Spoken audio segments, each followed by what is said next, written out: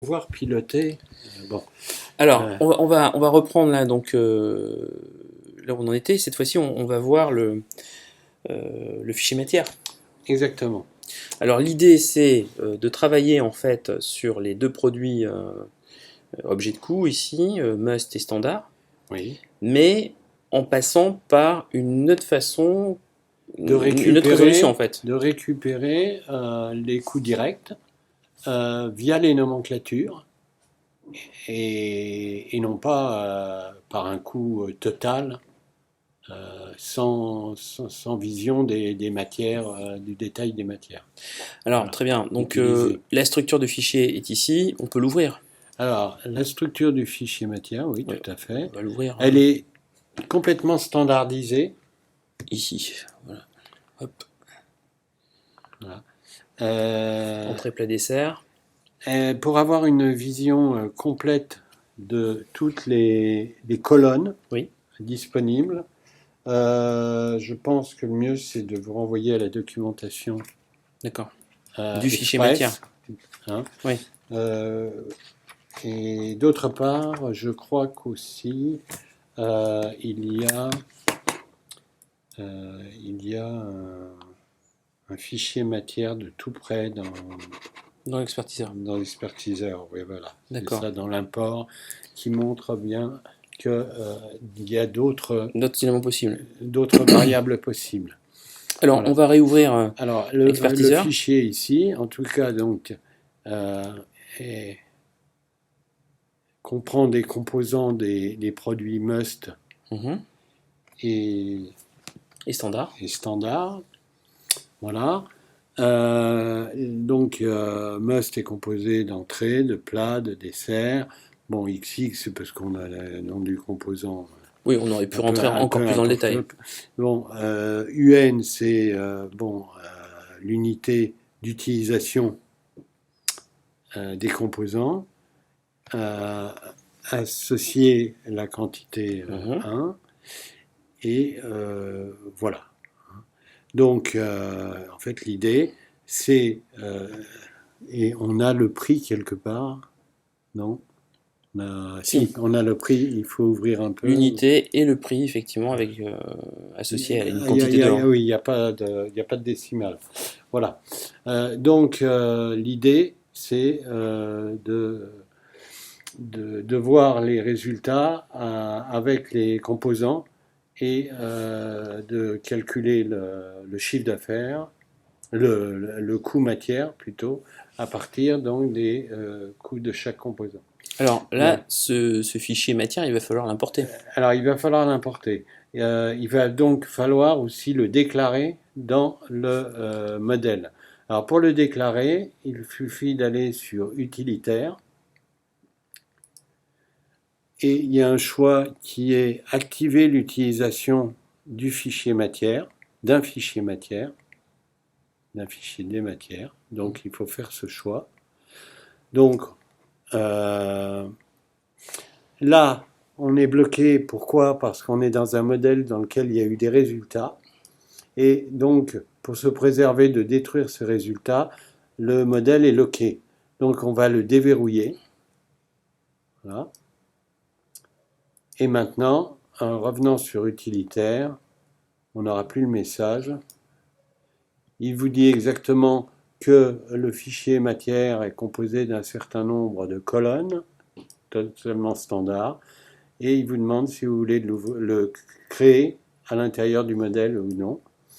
Donc on a répondu oui, ce qui fait que on peut voir que dans la partie variable, on va ouvrir l'arborescence, et on peut voir que dans une partie qui s'appelle User Internal Variables, eh bien, on a des variables qui se sont ouvertes automatiquement, créées et ouvertes, qui sont les variables descriptives donc des différentes colonnes du fichier matière. C'est là aussi qu'on a Voilà, un certain nombre de préparamétrages possibles pour les calculs d'émissions de gaz à effet de serre. tout à fait. Hein. Tout à fait. Il y a effectivement colonnes qui ont été ouvertes pour cette nouvelle Fonctionnalité. fonctionnalité. Donc, maintenant que l'on a ouvert les variables du fichier matière, on va charger ce fichier matière qui a été préparé, on l'a vu, dans le fichier Excel. Étant donné qu'il est en TXT, je crois, il n'y a pas de problème, compte tenu du fait que sur la machine, on n'a pas vraiment Excel, donc seul le TXT marchera en chargement. Mais donc pour l'instant, là, on voit qu'il est vide. Le contenu chargé dans le modèle est vide.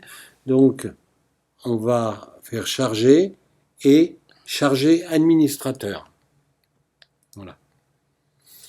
À tout chargement dans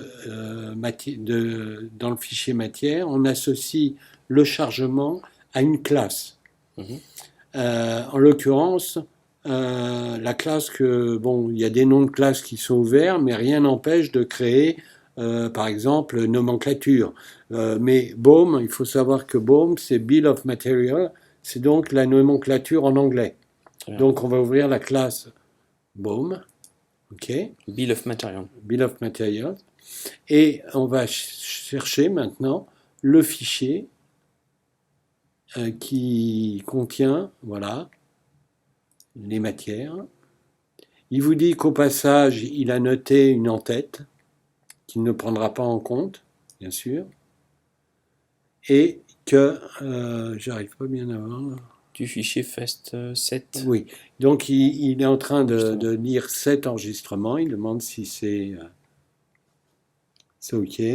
Qu'est-ce qu'il y a qui va pas ? Il y avait un petit test qui manquait. Mais... Ah bon, d'accord. Voilà. Le fichier matière est chargé maintenant dans le modèle, à l'intérieur du modèle.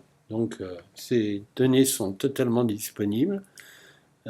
Ensuite, il y a une seule chose qu'il va falloir faire, c'est coupler une activité avec ce modèle, avec ce fichier matière. Tout à fait. Donc, en l'occurrence, l'activité qui est accouplée, c'est l'activité matière première. Donc, on va aller dessus et clic droit souris pour modifier. Et cette fois-ci, il y a plusieurs choses à faire. Déjà, la règle de calcul du coût va changer. C'est-à-dire que il va falloir que on ne va plus utiliser la colonne coût matière première unitaire. Je vois pas bien. Donc on va la supprimer et la remplacer par la colonne qui contient le prix de la matière. Et cette colonne doit s'appeler Mat Price. Voilà. C'est tout. Donc en fait, finalement, quand un événement va être traité, qui va tomber sur l'activité matière première, eh bien, la règle qui va s'activer, activité cost égale activité value, multiplié par mat price, cette règle, eh bien, va aller chercher. Il connaît les composants du produit, donc il multiplie. Voilà. Alors, la seule chose, c'est qu'on va dire OK sur cette règle, mais on va faire une association qui, pour l'instant, n'existe pas. C'est de dire que j'associe dans matière première la variable de l'événement, en l'occurrence product code. Voilà, on voit les variables disponibles dans le fichier d'événement. Alors c'est plutôt sur product code alors. Oui, product code. Voilà. J'associe donc product code à la clé. Tout à fait. D'accès au fichier matière. Cette clé d'accès étant bien sûr la colonne qui correspond à must et standard qu'on a vu en visualisant le fichier matière. Et là, on n'a plus qu'à valider. On n'a plus qu'à valider. D'accord. Il vous dit au passage Il nous dit qu'il va chercher dans le fichier Bill of Voilà, Material. exactement. Donc, il a bien compris. Please confirm. Yes. Voilà. Alors maintenant, pour que activer cette recherche dans le fichier matière, évidemment, il faut relancer tout le traitement. Mhm.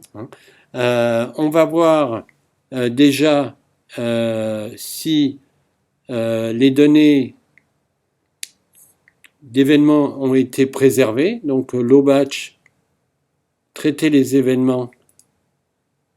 On voit qu'on a conservé tout de même les événements, parce qu'il y a des cas où ils pourraient avoir été détruits. Il y a certaines fonctions qui auraient obligé de recharger aussi le fichier d'événements. Là, c'est pas la peine. On a juste simplement à faire repasser tous les événements dans la partie process, donc dans la partie traitement. Alors on fait comment? Alors, donc low batch, on était traiter les événements et start process, c'est-à-dire qu'en fait, on va redemander au traitement là de prendre chaque événement l'un derrière l'autre et le refaire passer dans toutes les activités. Et là, on va voir qu'au niveau de l'activité, en l'occurrence matière première, eh bien, on a été chercher et On le trouver voit là, très clairement. les différents composants. C'est-à-dire que on n'a plus la ligne matière première seule, mais on a 3 lignes matière première et avec un éclatement par composant. Tout à fait. Et le calcul qui a été fait, il est éclaté par composant. Voilà, sur la règle, c'est le nombre d'unités activité value multiplié par mat price du composant. Alors ensuite, il faut faire un nouveau low batch, fichier, des coûts. Voilà, alors là, effectivement, le fait d'avoir relancé le traitement a fait perdre les coûts des ressources indirectes, enfin les ressources indirectes, des activités indirectes, et il faut recommencer la manip. Alors c'était en export tout à l'heure. Oui, en export. On va peut-être pas le faire sur le fichier des comptes d'origine. On va le plus simple. Le plus simple, c'est reste total activité en TXT. Non, c'est celui-là. Non, ça c'est Eurotop, c'est pas possible. Bon, c'est pas, donc on n'a pas le choix, ça doit être ça. Ouais, d'accord. Bon, tout se passe bien. Voilà. C'est la même chose que tout à l'heure. La même chose que tout à l'heure. Hein. Au niveau du coût, on voit que le coût était le même que sans fichier matière. Évidemment, les composants, on a fait en sorte que dans les composants, le total des composants fasse le même coût que tout à l'heure. En fait. Là, on peut créer à nouveau la table avec tout le détail souhaité. Alors, donc, on a donc la vision, c'est avec les données derrière, à côté. Oui, effectivement, si ce choix est disponible, on peut lancer la création de la table par compte d'origine. Voilà. Et là, on a le détail effectivement pour les matières premières qu'on voit là. Voilà, et évidemment, elle est dans une nature no account cost. Comes from direct calculation. Voilà. In business model. Très bien. On arrête là ? Oui, voilà.